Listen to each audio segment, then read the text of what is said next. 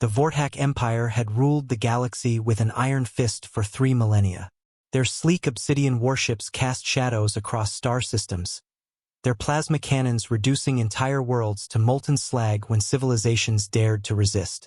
Species after species had fallen before their technological superiority. The crystalline zealoty, the hive-minded sectari, the energy beings of Proxima 7. All had become vassals, tribute-paying subjects in the Vortac's ever-expanding dominion. Commander Zixtal stood on the bridge of the dreadnought Dark Sovereign, observing the latest conquest through the viewport. The blue-green world below had once been called Earth by its inhabitants, humans, according to the intelligence reports.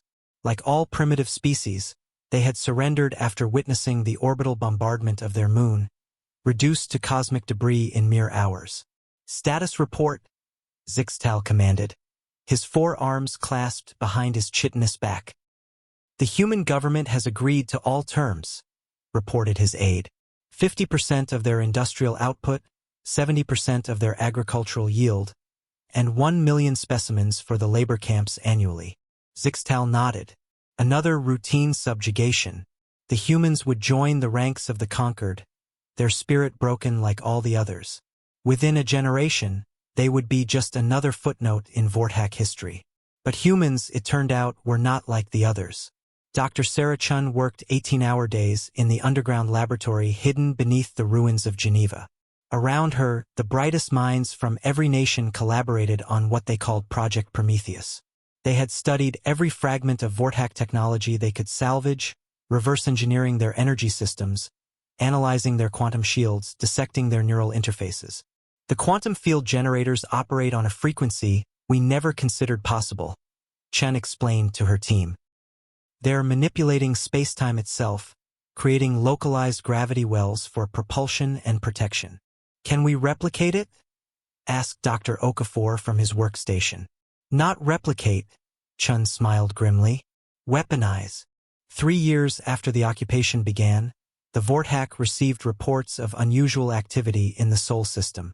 Human industrial centers, supposedly producing tribute goods, were consuming enormous amounts of energy. Deep space sensors detected strange gravitational anomalies. Zixtal dismissed the concerns. Primitive species often struggle with their new technology assignments. Send a patrol to investigate. The patrol never returned. The first sign of serious trouble came when the tribute collection fleet emerged from hyperspace to find Earth's orbital platforms bristling with weapons unlike anything in the Vortac arsenal. Sleek ships of human design hung in formation, their hulls somehow bending light around them. "Unknown vessels, you are in violation of Vortac space," transmitted Fleet Captain Mordak. "Submit for inspection or be destroyed." The response came not in words, but in action. The human ships simply vanished. Not cloaked, but gone, as if they had stepped outside reality itself. When they reappeared microseconds later, they were inside the Vortac formation. The battle lasted exactly 17 minutes. When it ended, wreckage from 24 Vortac warships drifted in Earth's orbit while the human fleet remained untouched. Dr. Chun watched the engagement from the command center of humanity's first quantum warfare vessel, the Defiance. "Phase space jumping successful," reported her tactical officer. "Enemy shields were completely ineffective against our dimensional displacement weapons. Signal all human colonies," Chun ordered. "Operation breakchain is a go." Across the galaxy, the impossible happened. On world after world, human sleeper cells activated technology that the Vortac had dismissed as impossible. Entire Vortac garrison fleets found themselves pulled into artificial black holes. Others discovered their own weapons turning against them as humans hijacked their neural command networks.